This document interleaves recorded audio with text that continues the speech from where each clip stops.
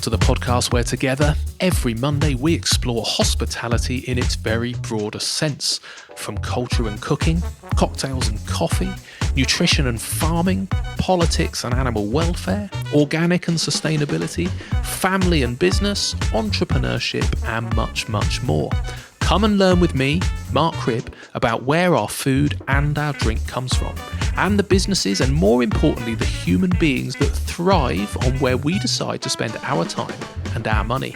Sign up to our weekly newsletter at humansofhospitality.co.uk and hit subscribe on your podcast player of choice. As an industry, many of us have been back open now for nearly a month, and I'm hearing mixed reports on performance. In the main, pretty positive, certainly not in central London, which was described to me as a polo mint this week. Completely empty in the middle, but the suburbs circle actually doing okay. I think helped by the warm weather, anyone with outside seating space is doing okay, and on a personal level our first week was around 50% down, but it's been an improving picture each week. And with this sunny week it looks like we may even beat our year on year for the first time this week, so certainly worth opening for. However, we have got to be conscious that the government are getting nervous and the brakes are going back on. Leicester, Manchester, bowling alleys, weddings, rumours of second waves in Europe. Personally, I'm making the most of every single day that we can trade. We're used to taking the majority of our cash in the summer months, and I'm extremely nervous about the winter and what may happen once windows, doors and terraces are closed. Anyway, you've not tuned in to listen to me, and I have another outstandingly experienced guest for you to listen to with a great deal more knowledge than me after many decades in our industry facing many disasters. Robin Shepherd is the chairman and founder of Bespoke Hotels, and Bespoke look after over 5,000 hotel rooms, 6,000 team members and £500 million worth of assets. But they particularly interested me because, as many of you regular listeners will know, I love the independent hospitality sector. Those businesses run by genuine hospitality professionals who care more about the customer than necessarily purely net profit. Though of course we do need both. And Bespoke are fascinating because although they've become a significant player, they keep their personal brand and business very much behind the scenes. Most of their venues are independently owned, and Bespoke simply provide some of the benefits of brand, with consistency of service, perhaps some centralised professional team members, and some of the benefits that obviously do come at scale. But at the same time, none of the venues are forced into a one-size-fits-all box. They are genuinely venues that have a hospitality soul, and many of them you would know in their own right, purposely having no idea that Bespoke are in any way involved. Anyway, I'll let Robin tell the rest of that story. And Robin has a wealth of experience pre-Bespoke, from GM positions throughout some fine establishments to launching a British bottled water brand and even writing a book about his time being bedbound and paralysed. He's very well known in the hospitality sector, and I'm sure you will enjoy hearing his views. He doesn't hold back on his political appraisals, and we touch on the impact of OTAs and turning them from foe to friend. Even Brexit crops up. Brexit, and who the VAT cut is for, which venues have reopened and why, how that's going, and Robin's predictions for the future. My apologies about some of the random noises going on in the background of Robin's office. There are a few little interruptions as emails come through early on, but there are also some lovely long quiet periods, and that, I'm afraid, is the challenge of recording remotely. And remember, finally, if you can do me a favour and you can buy me a beer or help support the podcast so that I can continue to invest time, energy and tech into getting the very best guests, please head over to humansofhospitality.co.uk/donate and follow your nose. It's super easy and makes me super happy and keeps this podcast in the air. Right, enjoy the chat. Robin Shepherd, chairman of Bespoke Hotels, thank you so much for sparing the time to be on the podcast today. Hugely appreciated. Can I just ask, Robin, where in the world are you? Are you at a hotel or are you at home? Or? I'm in cloudy Oxfordshire today, just north of Woodstock and Blenheim Palace. Okay, nice. Is this your house or an office? It's the house which has doubled up as my office since the 23rd of March. Okay, a date ingrained in your memory. As for most Yeah. people, I suspect. Yeah, unfortunately so. So, for those of you who don't know Bespoke, Robin, can you just explain a little bit about the business that you look after? Because it's pretty significant in size now, isn't it? Well, Bespoke started about 20 years ago when my principal partner, Hayden Fenton, and I got together and we acquired a hotel just outside Stratford upon Avon called Billesley Manor, and very generously gave ourselves a management contract to run our own asset, and went into the marketplace and said, we can do this for you. And to our astonishment, half a dozen hotels of an independent caliber decided they would entrust the running of their hotels to us. The first few years were pretty tough. We had foot and mouth disease not very long after we first launched the company, which had a similarly devastating effect on travel plans throughout the UK that COVID has had. It seems like a lifetime ago, but thankfully we got over that and the market returned really quite quickly. I'm just praying that we'll see something similar this time as we come out of lockdown. Yeah. Um, Well, it's one of the reasons that I'm keen to speak to you because you've got a number of decades of experience and quite a lot of diverse experience. So I'm definitely going to come back to so COVID and how you see us coming out the other side of that. But your career in this started. I heard quite an entertaining story. So I think you were 15 and three quarters, was it, when you first got into hospitality, and you were almost put off for life? Do you mind? I know you've told it before, but do you mind just sharing that story again, Robin? well, I took a variety of holiday jobs when I was a schoolboy, one of which was working in a West Country hotel, which will remain nameless. And on day 4, I turned up to work to see outside the Polynesian restaurant, so called Polynesian because it had pineapple on every dish. The general manager of the hotel, who was very tall and thin, draped across the bar, 3 sheets to the wind. He was known affectionately by everybody as Streaky Bacon. I didn't realize this was his nickname, being 15 and three quarters, and so I called him Mr. Bacon. Um, and noticing that he was fairly inebriated after the schooners of sherry in the afternoon, I said to him, "Are you all right, Mr. Bacon?" "No, I'm not chuffing well, all right." He pirouetted on the spot with his right arm raised in the air. "My wife's just run off with the restaurant manager," collapsed, knocking himself out on a coffee table and smashing the glass ashtray into smithereens. I put a napkin over his head and dragged him by the armpits into the nearest broom cupboard. And I remember horse whispering into his ear, "Does this mean you won't be taking the orders tonight, sir?" Um, I got a comatose response. We had a sink or swim dinner dance for 170 people, and we sank without trace. It was quite the most ghastly evening, which we showed no skill or competence at, and I was completely out of my depth. And when I got home, I said to my parents, "I never, ever, ever, ever want to work in hotels again." And that was it. That's all I've done since. Wow. Okay. Yeah, that's you can see where John Cleese got his Fawlty Towers inspiration from with moments like that. I Yeah, think, can't you? plenty of those over the years, and still doing John Cleese impressions from time to time now, not knowing I'm doing so. Yeah, it's easily done. So you also had a number of GM roles across quite a diverse range of properties. Was there a favourite over the years?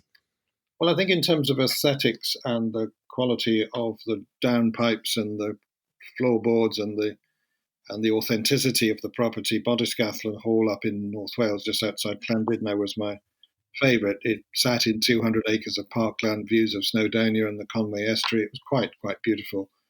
And at the time, it was the forefront of the country house hotel movement, which became a rash all over the UK as high net worth started to invest their gotten gains from elsewhere into the hotel business. And I was in the forefront of that. So that was a great audition, and from a beauty point of view, perhaps the most beautiful. But the one that was my finishing school, I guess, was the Lincoln Arms Hotel in Broadway, which is an enormous privilege to work at, working for a gentleman called Douglas Barrington, who was the chairman of the company and an inspirational but very hard taskmaster. And I made so many mistakes there, which I'll never forget, as to how not to do things that eventually you sharpen up and remember the things that you can do well. So Douglas was a very, very exacting taskmaster. So how old were you when you were working with Douglas?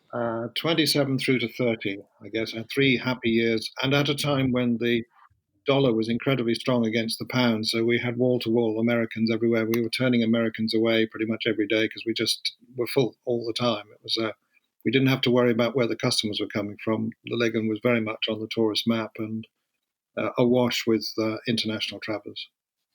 Wow. That sounds like a utopia. I think we should have ended with that. That was a really positive statement. I think we should just, if only we could stop our hospitality journey there, Robin, but it gets more challenging. Duran Duran were top of the pops in those days, and it's also very sadly about the last time that Laura Ashley was seen in public when she sadly fell in her cottage nearby about a day later.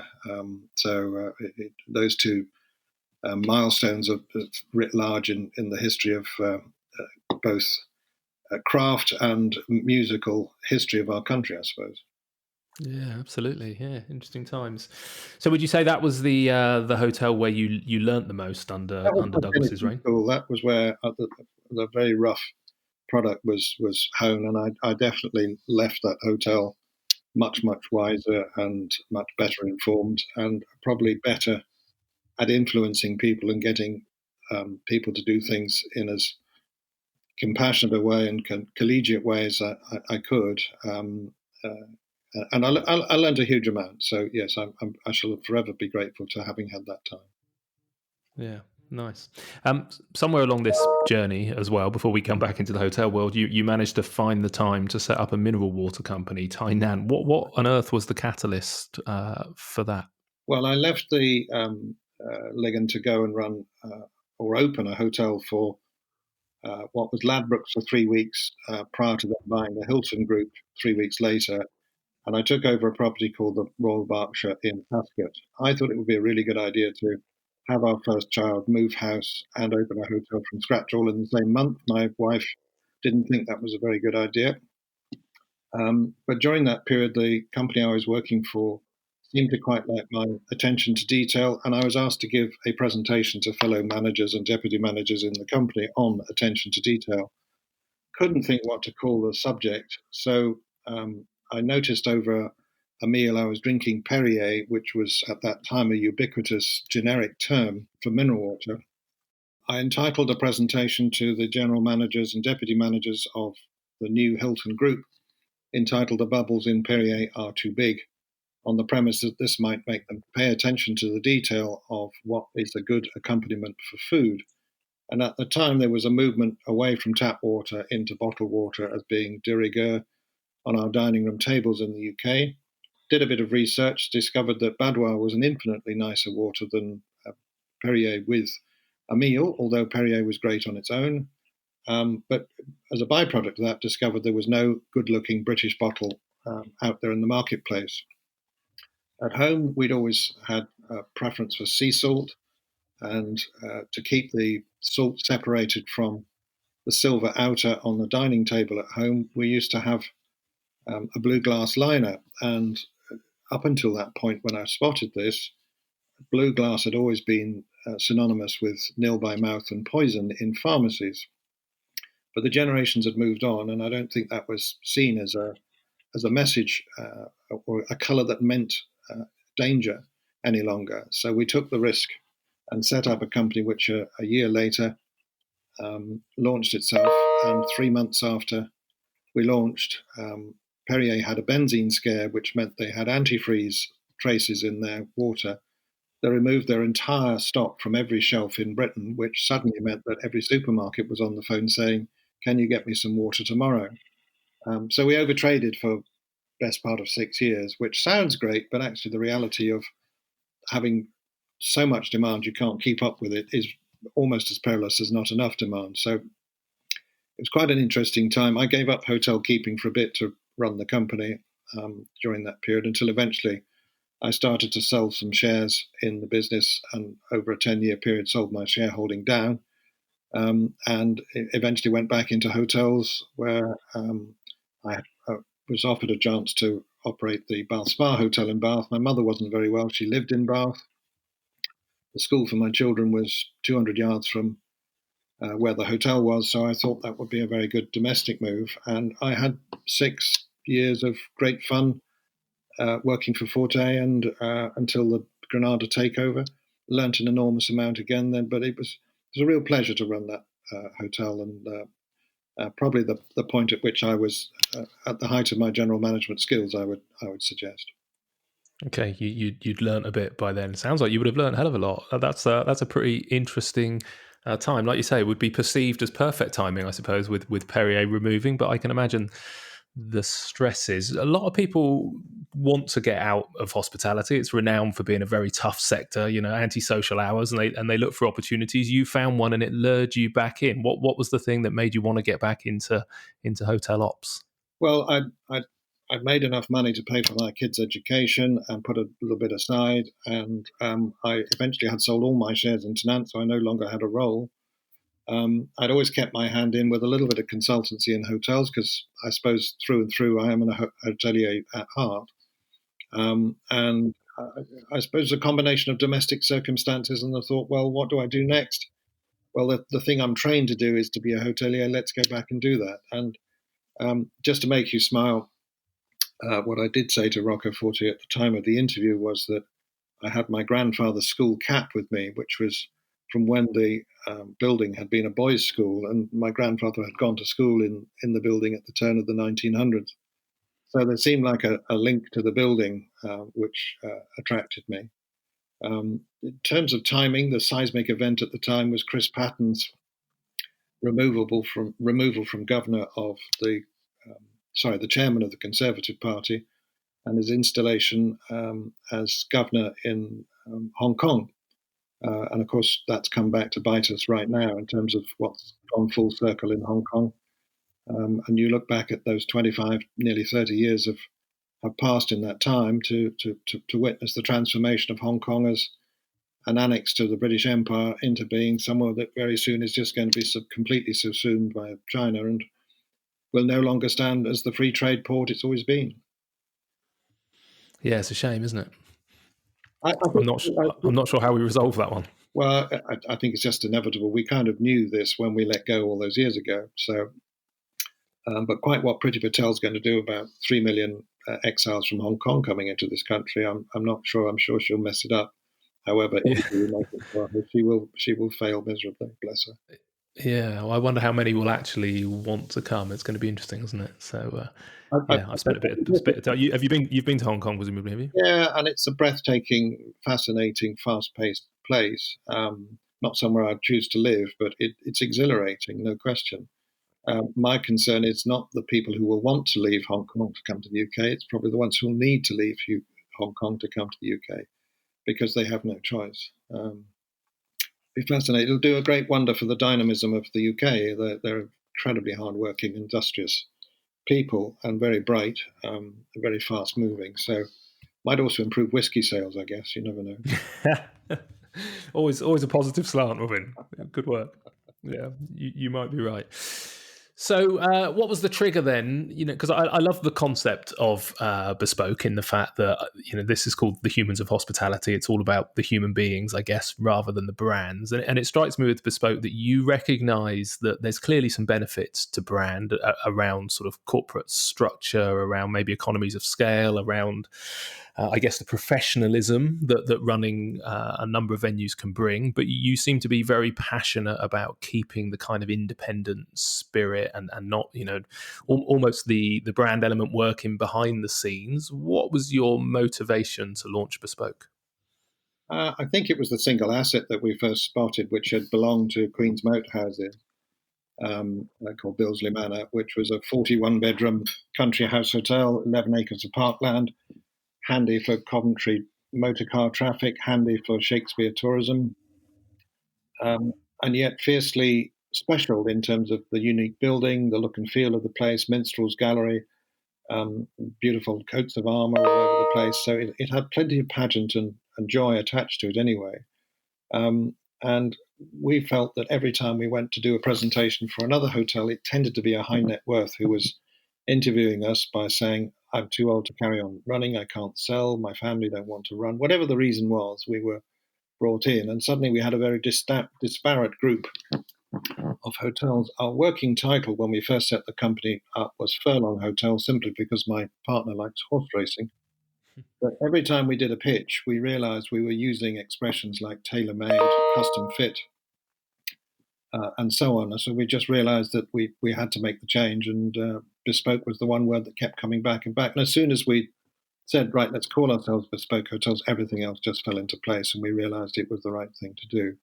Interestingly, when we first set out, most of our competitors who were running management companies sitting behind Holiday Inn Express or Indigos or Mercures wanted to homogenize and make all their properties pretty similar. We went the other way and said, no, we want every hotel to be a local hero, and we want a really soft brand behind it so that we can benefit from all the scale and the scaffolding that you would expect a group to have.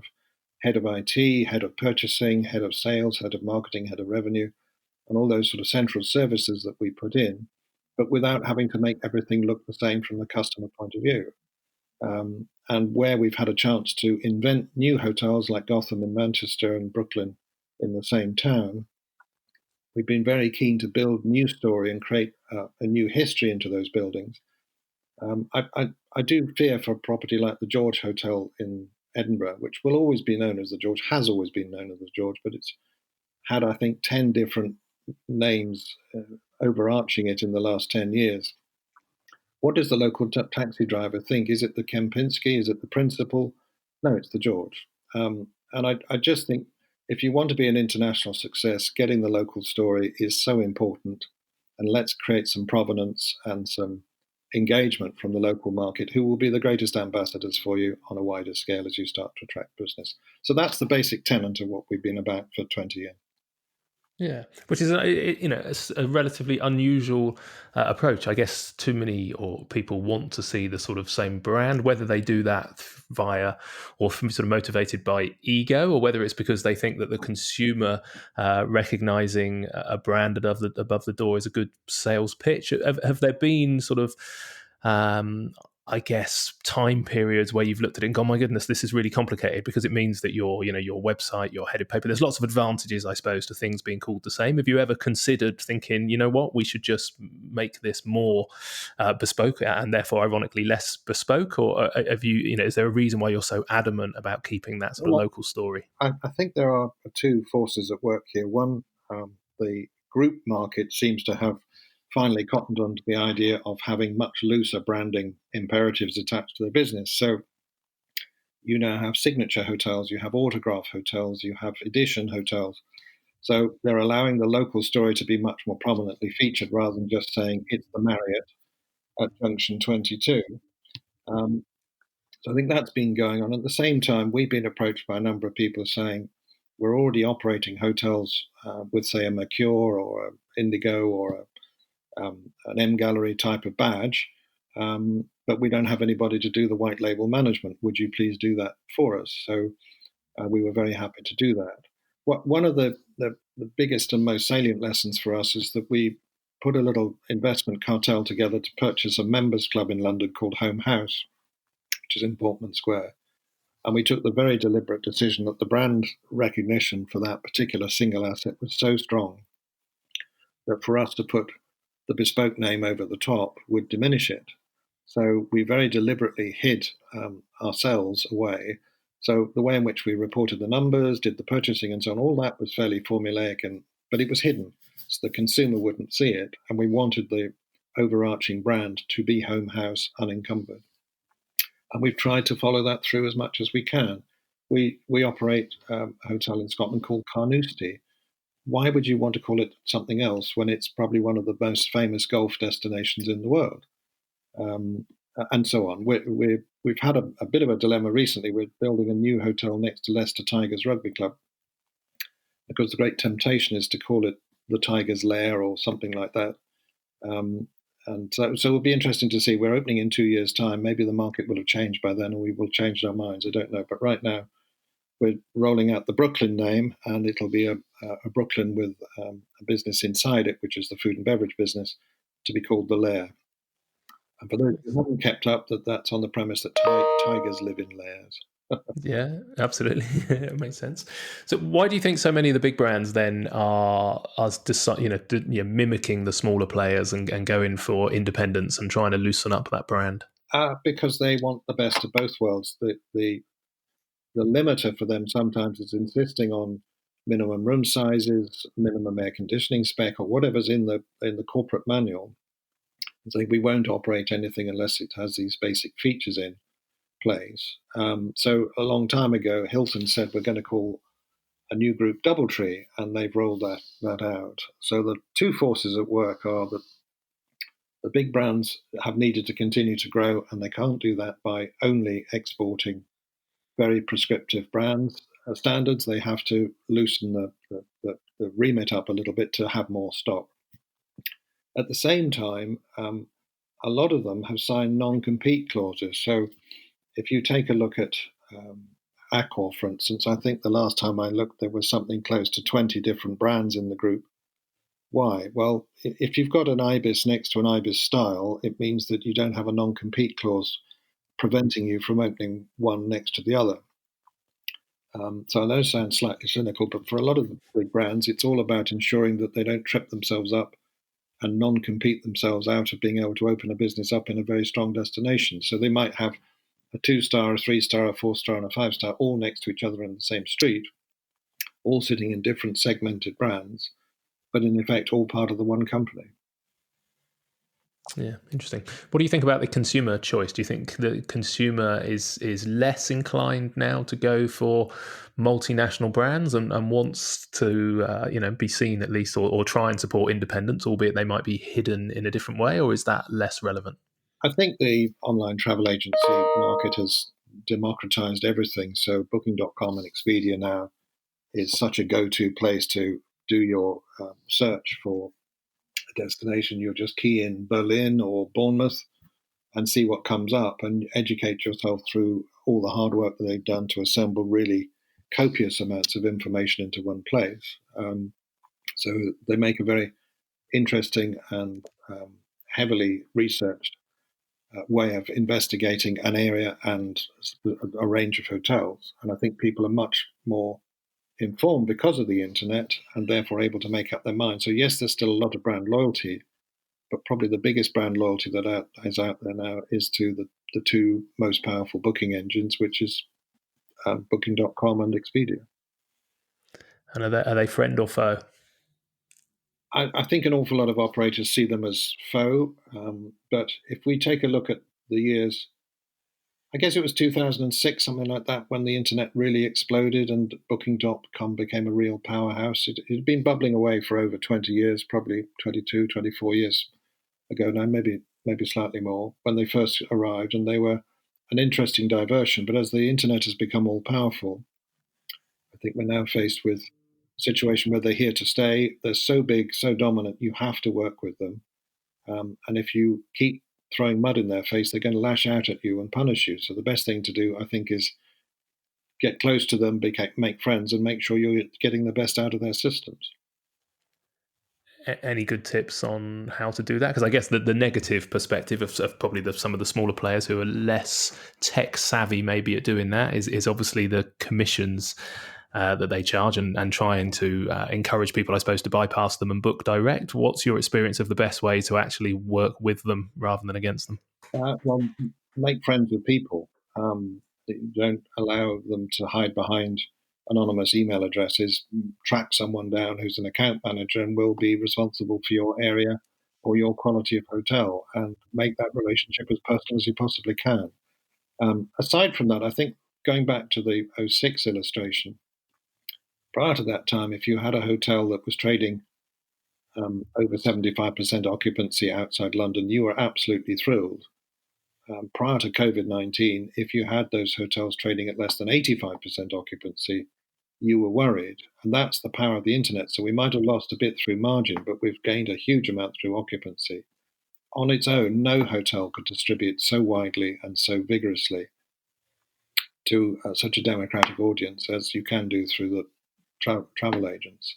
So your reach when you're trying to sell rooms very late on because you've just had a cancellation or whatever, you try and do that as an independent without help. You just can't be that effective. So yes, you might have lost a bit on the margin because you're losing commission costs, But at the same time, I think in sheer volume terms, your occupancy levels will be much greater than they would be on their own. So swings and roundabouts. Mm. Do you think overall it pushes prices up or keeps prices low? Because do people need to pass on the cost of the commissions, or I don't know? Is there always a race to compete on price? Always And the actually, ways to compete. You will never get too, unless you've got a real Giffen good, which is exceptional for one particular, and you can just name your price. Everybody else is looking over their shoulder and constantly price gauging to see whether you're tracking above or below what you see as your main competitor. And I think that transparency is something that was never there before, but there's an awful lot more information in the marketplace that you can dig into. What it has done is to make it essential for every general manager to become super fluent in revenue management and to understand the immediacy and the need to check your room rate and your availability on an hourly basis in any one day. It used to be something that people talked about as, oh, we've got a talented reservationist. That's not the point now. The real commanders in chief of hotels are revenue specialists. yeah, okay, interesting. Thank you. So back to the business. You and Hayden, your business partner, you knew Hayden before Bespoke, did you? How did you get to know each other? Well, we'd known each other for some time. I first met his father. Hayden's a bit younger than me, and his father decided he wanted to buy a hotel for his daughter in the Bath area and rang me for some advice about the local market. He ended up buying the hotel. Sadly, the marriage of his daughter and her then husband drifted, so Hayden stepped into the family business at that point. And I got to know him more clearly from there. We struck a chord straight away. I was then invited to join him as a non-exec for his first hotel in Stratford, and a month later we set up the management company and said off we go. The good thing is that the relationship is quite simple. I tend to look at the top line of a business and work downwards. He always looks at the bottom line of the business and works upwards. So we meet in the middle. But of course, it's much more about the team we built around us now. It's not the Hayden and Robin show any longer. We've got some very, very strong senior personnel on the board. We have an in-house legal counsel now, and we've got a head of pretty much every internal discipline who are infinitely much better at each specialist subject than I would ever be. So we have a head of sales, a head of marketing, head of purchasing, head of HR, and so on. And that's what you need to be able to affect the hotels competently, as what is something just over 100 hotels in the group now in the UK. Yeah, 100 hotels. How many staff? 7,200 with the last count. Wow. Okay. Most of whom have presumably been furloughed over the last few months, Yeah, have they? we furloughed them and then unfurloughed them. We've had a sort of staccato approach to this because we very quickly realised that we had to have some personnel available to deal with the inquiries, the deposit handling, the postponement of bookings, and so on. So we didn't blanket everybody absolutely on furlough. We brought people back by rotation to be in each business to answer those sorts of questions. And the good news is that by doing that, we've managed to be able to get some business back on the books really quickly from the moment the government said you can start trading again. So I'm still astonished at this figure, but in the week between the government saying you can open on the 4th of July, and 7 days later, we'd written £500,000 worth of business. Not for the first few days, but across the first quarter. So that just shows you how much pent-up demand was there waiting to come back. Yeah, that's a good sign, isn't it? So is this the staycation kind of Britain idea that we're seeing in the press? Do you think it's a reality, or? Well, in my crystal ball, I think the coastal hotels and the bucolic country hotels will trade okay, mainly driven by a leisure market, part family, part retired.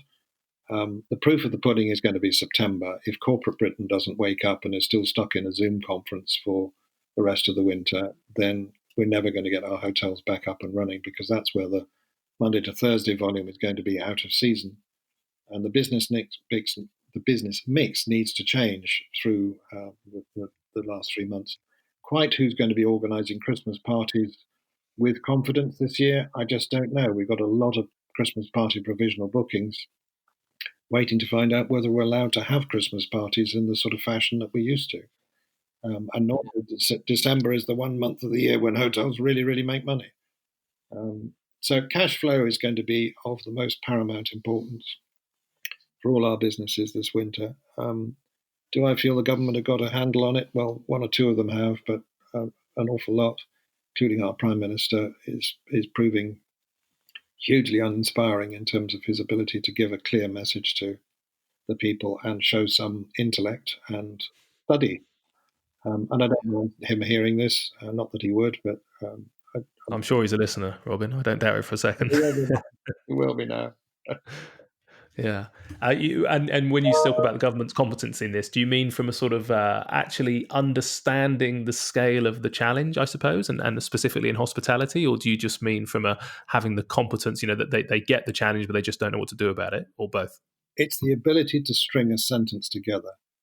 And Johnson has proved unbelievably inept at making sense. You could give him a simple message and he seems somehow to strangle the thing, and you're not quite sure what he's intended by the end of the completion of that sentence. Where I think the Chancellor has done a lot of listening, I have to applaud a lady called Kate Nichols from UK Hospitality, who's spoken on our collective behalf as a very strident, singular voice. And I think she's been brilliant in terms of getting Rishi Sunak to listen in and say, look, you need to lower VAT, you need a Monday to Wednesday incentive. The most recent incentives he's put into the hospitality industry are a direct result of the lobbying that's been taking place. So to hear some results from a listening part of the party is wonderful. And I don't think hospitality as a sector has ever been as heard unilaterally as it's ever been before. And that's a perverse benefit to come out of this awful lockdown. Yeah, I agree. I hope so, and I hope so from a consumer perspective. I think we take for granted our sort of bars and our restaurants and hotels, and never really given them a huge amount of thought. And I think there's a lot of perception that you can go into a supermarket and buy the ingredients for a meal for next to nothing, but have to pay a significant amount of cash for it in a restaurant. And I think people just presumed that all the bars and restaurants in the country were making an absolute fortune. So I'm hoping there might be a little bit more understanding and a little bit more public support that comes off the back of this. And I think we've done ourselves proud, particularly with sort of helping the NHS. And even though the industry's been on its knees, it's fundamentally been out there doing what we do, which is looking after people, because that's built into the DNA of hospitality. And Kate's been on the podcast actually, and I'd say almost every episode that I record, her name comes up. And they've done a sterling job, UK hospitality, and it's nice to see people like Rishi. Some of the solutions they've come up with, like a Monday to Wednesday incentive, are savvy enough that clearly it's showing some understanding, I suppose, of the challenges of our industry. However, the sword of Damocles will come down if corporate Britain doesn't wake up and start saying, I'm going to get out of bed and go to work. Then no matter what the Chancellor does and everybody else does, we're just going to be comatose, and the country will go bankrupt. It's just frightening, because it's just so marginal. Every restaurant operator almost inevitably has a landlord. The landlord needs his rent. The restaurant needs to be able to generate the money to pay the rent. If those two taps are turned off, there's war between the two. What happens in September when the moratorium ends in terms of landlords being actively able to pursue tenants, I don't know. The Chancellor may need to postpone it still further, but there could be an absolute bloodbath this winter, real bloodbath.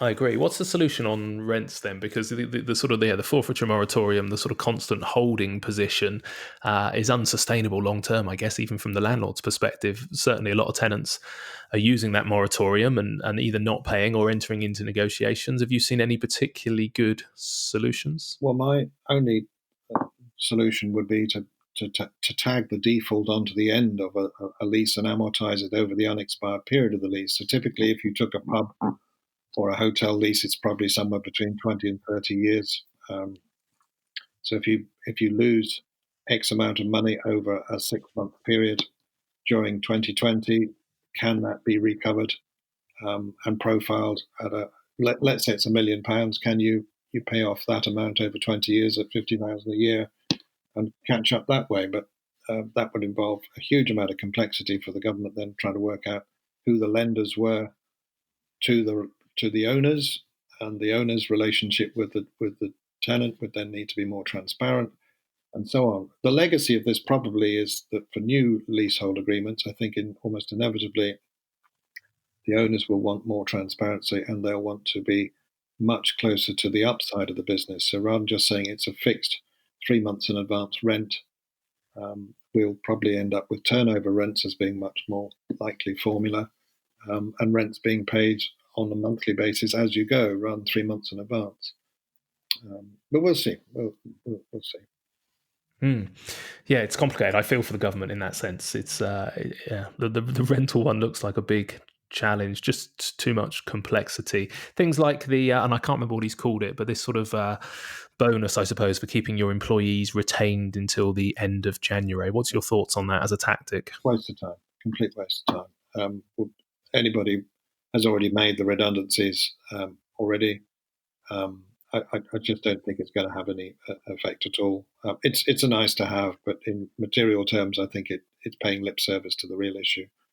And the real issue is that we're so tentative about the business on the books as we come out of lockdown right now, that you're having to lay off staff and mitigate the potential costs and say, yeah, you might be able to come back for a job, but you remember when you were full-time, I can't guarantee full-time work anymore, so you can come back and work part-time if you want, or restricted hours. So it's creating a huge disenfranchised workforce where they've got a lot of part-time jobs or no jobs at all.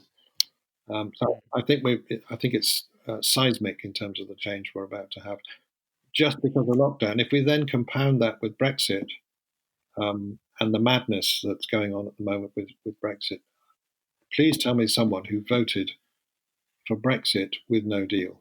If someone had said that it's either stay with you or Brexit with no deal, I cannot imagine any intelligent person would have voted for it. And that's what we're going to end up with, is a no deal Brexit. Yeah. We could do another 2 hours on that, Robin. Yeah. But what I'm saying is that we can talk about lockdown, but as soon as we get to September, the next monster on the horizon is the reality of this massive train hurtling down the track towards us called Brexit. And nobody's got brakes. Yeah, you're right. Staying on something that maybe is mildly more resolvable, because I don't have the answers to that one, but this idea, you're absolutely right, that anybody who is coming back into hospitality, or a significant proportion of them, are probably being offered the chance to come back on an hourly wage, rather than on a salaried, because just nobody can predict the future. Do you think the furlough scheme should be extended, or is it an unaffordable solution for the country? You can't keep going with furlough. We need to wean the countryside back off furlough, but we also need to convince everybody that it's safe to go back to work. And we need some clear messages about whether Michael Gove should be wearing a mask in Pret-a-Manger or outside Pret-a-Manger the next time he's doing a sound bite through a non-existent mask to the press. But that's what I mean about clear messaging. There isn't. It's very confused as to what we should have put masks in as mandatory across the country in January, let alone now. So anything that makes us safe and prevents us transferring COVID to other people is a good thing. But my nervousness is that a lot of people will have scared themselves so witless that they won't venture out of the house again. And we just won't be engaging and creating business as we always have done in the centuries in the past. I think the deep freeze will be an incredibly slow process. So something significant needs to take place September or October to transfuse a new burst of energy into our optimism and give us the cause to believe that we're going to be okay and we can get back to normal trading. But you're seeing it in the car industry, you're seeing it in the high street, you're seeing it in pubs. You're not seeing it in clubs because clubs aren't open. You're just going to see it in spas and health clubs. Golf clubs are still doing okay, but the winter months when we're restricted to being indoors so much more will be very telling. Yeah, I agree. I think the winter is going to be very challenging. I've got a couple of restaurants that are very fortunate to have plenty of outside space. So at the moment, doors, windows open, lots of space on the terrace. Everybody's got lots of room. But I think it's going to be a very different scenario come autumn. How much of your portfolio have you opened so far then? We've opened 18 hotels so far. We do another 10 this weekend. Sorry, from Friday. And we're dribbling them out over time. There's a few that we won't open until February of next year because the business on the books was almost wholly dominated by coach party business. The leading coach party companies have gone bust, and ferrying 70-year-olds around in big buses on fortnightly holidays all over the UK is not terribly popular at the moment. So there isn't an automatic audience to replace the coach party trips with. So for some of our destinations, that would be the lion's share of where the business historically has come from. So we need to reimagine those businesses, and that's why we're taking our time. So with those ones that you're effectively mothballing for a longer period of time, what do you do with the teams? Can you re-employ them elsewhere, or is it literally just a case of recruiting from scratch when you look to reopen them? Well, in some cases, they are new hotels to us in that we're picking up hotels which have already gone bust and all the staff have been laid off. So part of the transformation for us is that we've lost a couple of hotels that clearly don't want to trade again because of the owner's decision. But we've also gained a lot of hotels into our group, and we can make an announcement about that in the next week or so. And part of our reopening of our existing estate is going to be blended with reopening what is to us a new estate with a very distinct business mix inside it. Okay, so there are some opportunities in the chaos then?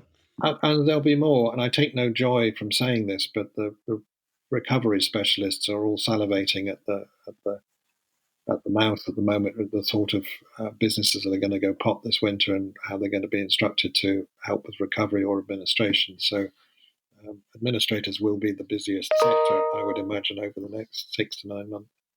Yeah, somebody always gains.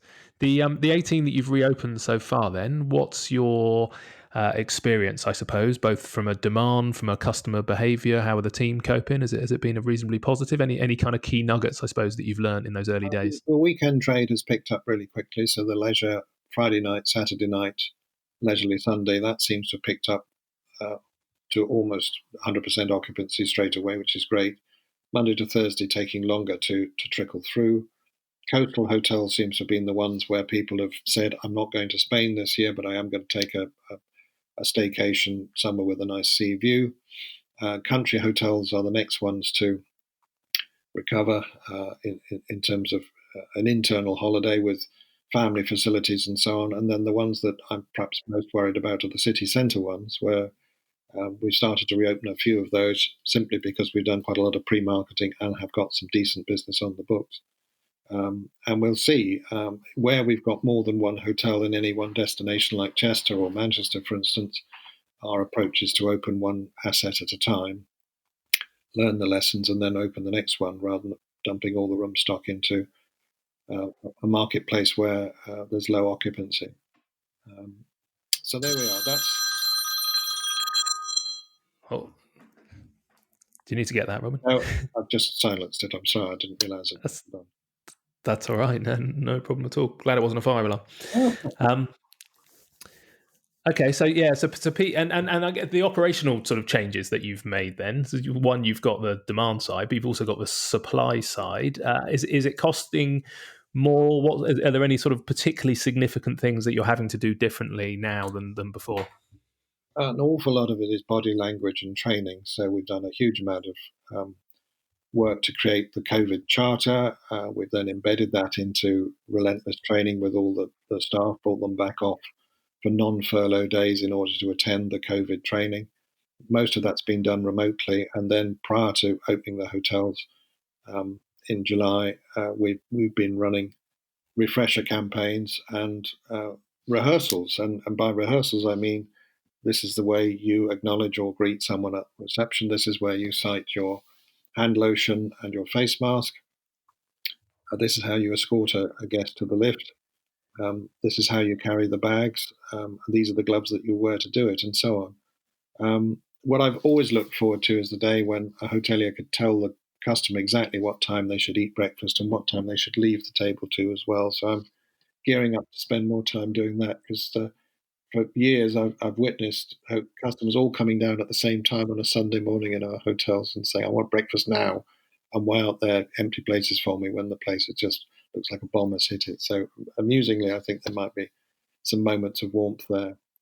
What I have been really heartened by is the natural hosting skills and warmth of our team has come to the fore, and we've been met unilaterally, but a really enthused response and applause from the customers saying, "I can really see you've put the effort in. I can see you care. I can see you're trying, and thank you so much." So, yes, it does feel more medicalized. Yes, it does feel more airport loungy. But in terms of return emotionally and engagement with the guests, I've been really heartened by how quickly and how grateful they've taken to it. That's good. Are your team wearing masks?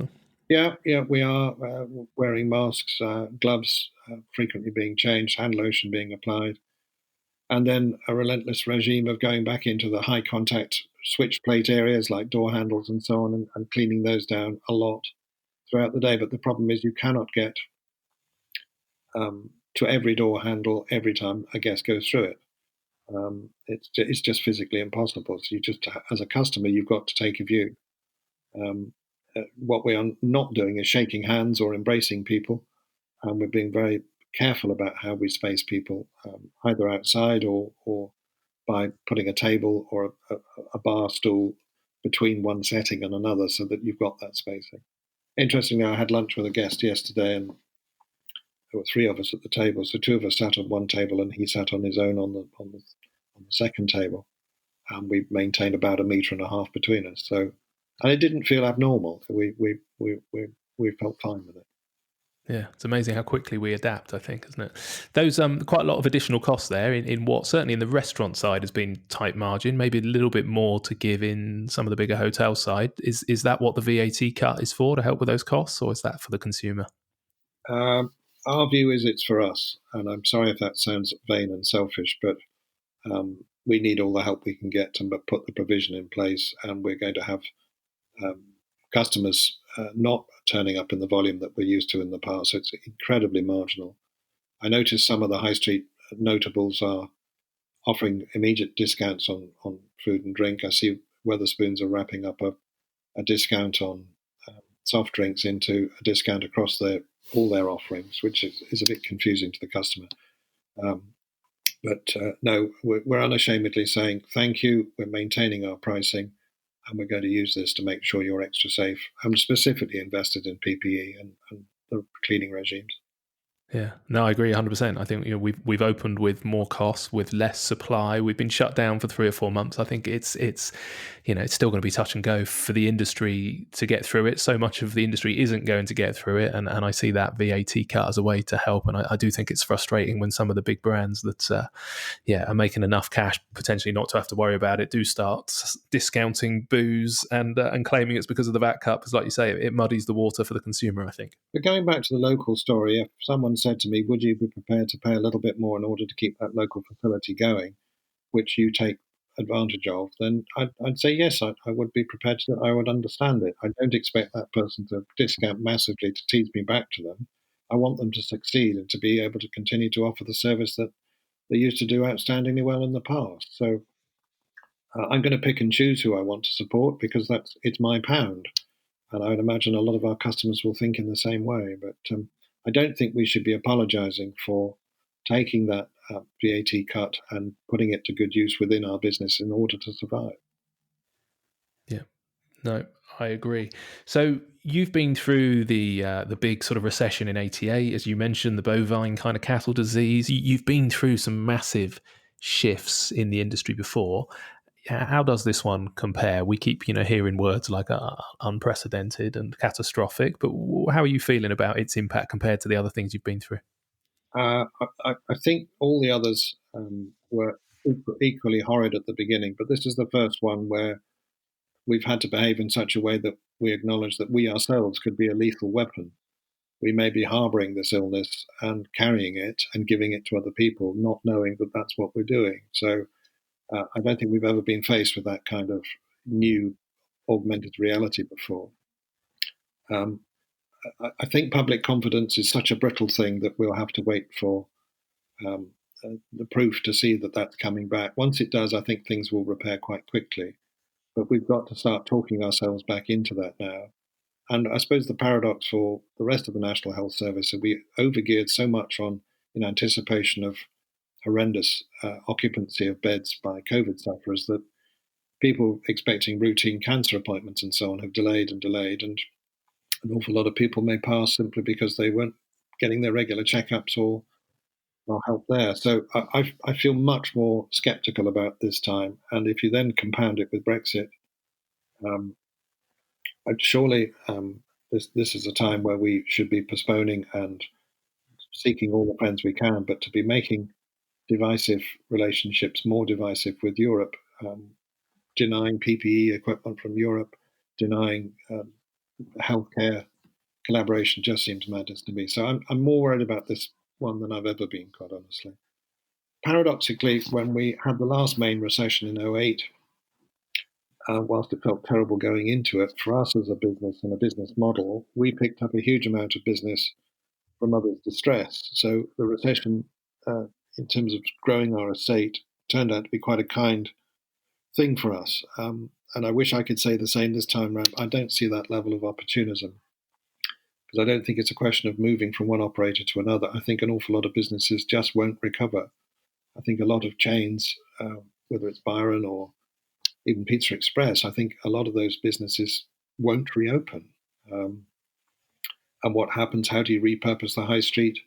How do you repurpose hotels? Do they become apartments? Do they become housing? We had a malaise in the high street anyway, generally, right the way across Britain. Even the charity shops are closing down. So Yeah. I think there's such a shift in society taking place in the 3D world. Brexit, COVID, death of the high street. Put all those together in the mixer, and it's a hell of a cocktail. It is, isn't it? This isn't going to be a comedy broadcast, this one, is it, Robin? My goodness. Making you terribly gloomy, but I wish I could say, yeah, hold tight, everything's going to be fine. But I actually see this winter getting worse before it gets better. Yeah, likewise. I think hospitality will come through in some guys. We've been, there's been wars and all sorts. People fundamentally like eating and drinking and going away. It's the time, I think, which is the bit that's hard to be positive on at the moment, isn't it? I think the winter is going to be really hard, and we're certainly not expecting to trade in any way profitably until next summer. And it's just a case of hanging on for dear life and trying to navigate the winter. But I think that's going to be tough. Well, certainly the conversations we've had with our lenders has been most encouraging, where we've got senior debt from banks. Their pragmatic view is that we don't expect normal trading to come back until 2022. So all the traditional measures like loan to value and ways in which they would quantify their debt in a business, they're putting a moratorium around and saying, look, it's incidental until we come out of this. It's irrelevant. We just have to take a midterm view rather than a short-term view. So that is encouraging. But I happen to sit on the board of one particular individual hotel company with Luke Johnson, who writes regularly in the Times. And his message is really clear. Stop being so petrified. Get back out there, take some risks, make things happen. Let's get back to work. And I think he's right. We've got to be incredibly brave if we're going to get over this malaise. Yeah, and I think you're absolutely right. But you're also absolutely right that we've never been, hospitality is a wonderful industry, isn't it? In the fact that we're just there to make people happy and provide opportunities for them to spend times with loved ones and friends and families and anniversaries and birthdays. Never before have we been in a position of potentially making anything worse. And I think that's the tightrope that's difficult, isn't it? That people don't just say, well, look, you're biased, because we're clearly trying to encourage people out and to live a life. That might be adding to the problem, which is a little bit, I suppose, like Rishi's dinner on Rishi that's coming up, isn't it? So encouraging people into bars and restaurants for the month of August. I guess there'll be a lot of people who think that's fantastic, but a lot of people will think that he's just forcing people into crowded spaces and is going to make the situation worse. Have you got any thoughts on that? At the moment, he seems to be the most grown-up member of that cabinet. So I'm pleased he's there. He does seem to be articulate. He does seem to be measured, and he certainly seems to have some grasp on the details. So, by comparison with the rest of his colleagues, I'm delighted to see that someone of some intellect and apparent integrity appears to be doing the most important job, which is steering the finances. So, long may it last. The good news that you've seen the speed with which some of these measures come in. If more are needed, I think he will adjust and I think he will listen. So I have some confidence that whilst there may not be more furlough, I think there will be more quantitative easing and all these other measures taking place. But whether he's then got the strength of Hercules to take on Brexit as well. I can't guarantee that Boris and Rishi both listen to the podcast. I can probably try and get one of them, Robin, but I can't guarantee both. I should have been regaling you with bonkers stories from my past experience in hotels, and I've just made you terribly unhappy. And call the Samaritans, quick! Yeah, exactly. Yeah, it's all over. No, I appreciate you. Like I say, you've been doing this a long time. You've got a diverse portfolio, and I wanted to get your perspective. You are normally very good at putting a positive spin on things because you do happen to have a 5-star rated book, don't you, on Amazon, A Solitary Confinement, by which the feedback on that is exemplary, isn't it? Lots of people found your take heartwarming and entertaining. Can you just explain to people what's that book about? And if you get some downtime over the winter, if the hotel business is a bit tricky, maybe you could write another book. Well, I have written another book, or rather, I've written the sex scenes to go into another book. I thought, what do I need here more than I've had before? There were no sex scenes in my first book, and publishers always say you need a sex scene or two. So I've written the skeleton of a book, and I'm thoroughly enjoying doing it. At the same time, I've also gone back and done my ancestry and got back to 1380, which has been quite a shock, including and ladies and all the inbreeding and everything else that goes in there. So I found out all sorts of things I never knew about my family tree. So, but no, I think it's a time of great backbone is required. And what happened to me all those years ago is that around about December 2004, I had just completed a business deal which, in terms of stress, had been stressing me to the absolute max. The deal went through and my body just said, time for a rest, and I didn't listen. So I got to fingertips tingling and toes tingling and didn't really realize what was going on. I thought it was a big cold, but in a very short space of time, I contracted something called Guillain-Barré syndrome, which is a paralyzing illness. So I went from having full motor control of my body to being completely paralyzed from the neck downwards in a 24-hour period. I passed out on Christmas Eve in the RUH hospital in Bath. I woke up the following day thinking, I don't know whether I'm dead or alive. I had a ventilator stuffed through my neck.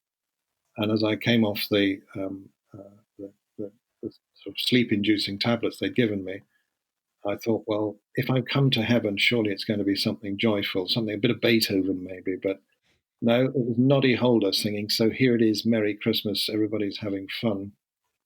And I saw these nurses with antlers on their head wandering around me. I thought, I have gone to the wrong place, definitely. And I was literally trapped in a bed for 10 months, unable to move anything for myself. I couldn't breathe unsupported. I had to be fed through my nose. I couldn't wipe my own bottom. I couldn't feel my hands. I was completely paralyzed. So it was a really horrifying time. However, when you're sitting in a ward for 6 months with a similar crowd of people, and the guy in the far corner's got motor neurone and the guy next to you's got MS relapsing and remitting, you think, well, hang on a minute. I've got an illness that I might make some sort of recovery from. So I'm the rich guy here. These other guys are only going to get worse, and I've got a chance of getting back. So over a 2-year period, I learned how to sit, how to stand, how to walk, and how to breathe. I must admit, when they said your breathing's likely to give out, I was a little affronted because I thought, hang on, I'm good at breathing. I've done a lot of breathing. I've practiced breathing. It's easy as breathing. I can do it. So to have that sort of have I still got you? That's a new noise. Sorry, it's my PA trying to get hold of me. That we're very nearly done. I have overrun. My apologies, but I was enjoying your description. Anyway, look, I'll wrap the story up. So it was a dreadful time. You learn things about yourself and other people. I've managed to bludgeon every single friendship I've ever made into buying a copy of the book and saying nice things on Amazon. So we've sold, I don't know, 45,000 books, something like that. And it's raised a bit of money for the charity of what is a very obscure illness. But for those who've been affected by it, it's a debilitating, long-lasting, pernicious illness, and to recover has made me much more phlegmatic about things, made me a nicer person. I'm sure of that. But you are left as a permanent legacy with constant sense of tiredness. Your old nerves don't exist anymore. Your body's firing up new nerves, and they're never going to be as strong as the original nerves. So doing motor control and basic items, turning a jar on a pot of marmalade or something like that, those are much more difficult to do. So. Wow, that's incredible. How much of that recovery is down to your mental strength rather than your physical strength? I think I was very fortunate. If I'd been my mother, I would have just stayed in bed and worried myself to death. But my father was always a brighter, later kind of bloke, and I think I inherited that constitution. So it never occurred to me that I wouldn't make a recovery, that I wouldn't get back to work.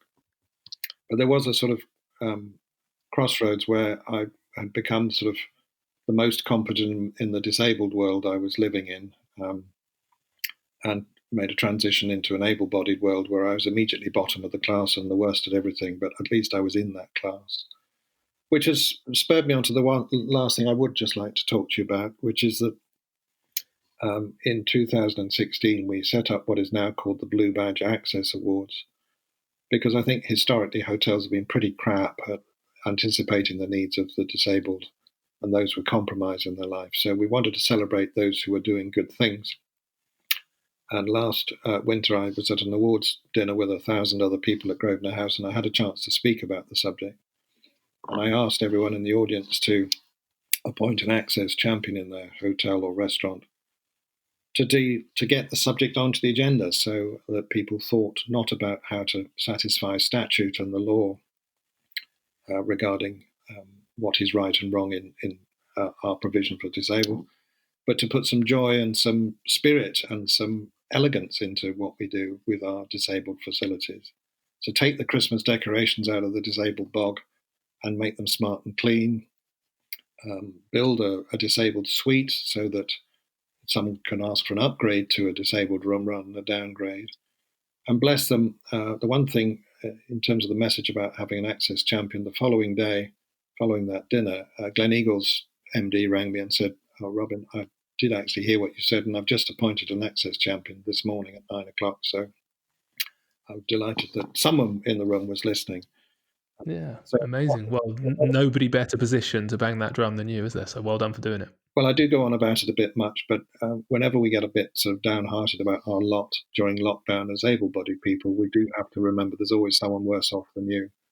And even though you feel quite blue, I think helping others to have a better life is a very important thing for us all.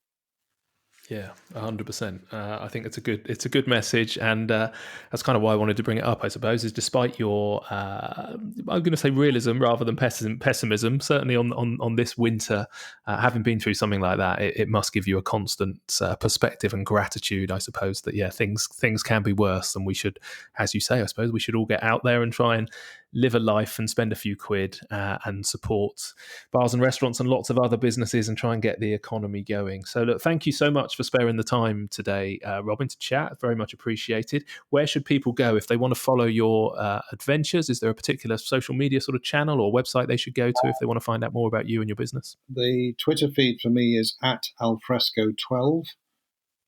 If they want to find out more about Bespoke Hotels, then it's simply bespokehotels.com. And if they want to find out about the Access Awards, then it's bluebadgeaccessawards.co.uk. Amazing. Okay, well, I will pop some links up on the show notes that go with this podcast as well, so that people can find that easily. But best of luck navigating through and getting the rest of your portfolio reopened. I hope it goes well. Mark, you've got your own businesses to get going again, and I wish you every success with those. So thank you for today.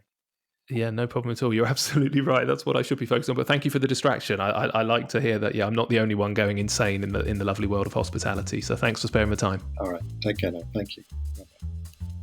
So there you have it, an emotional roller coaster. Robin really knows his stuff, and we are very wise to listen to his perspectives. Bespoke have some incredible venues, and I'm sure they'll find a way to navigate through. Robin's even finding some opportunities in the chaos. Just head over to humansofhospitality.co.uk and you'll find links to Robin's Twitter account, the Bespoke website, and the Access Awards that he mentioned. And lastly, a quick favour, please pick up the device you are listening on, scroll down to the review section for this podcast and hit the 5-star button and press submit. Or even better, leave a few positive words. It really helps get those pesky algorithms get this podcast listened to by more people, meaning there is more chance I can find some other awesome humans for you to enjoy. Thank you so much, and I'll be back again soon.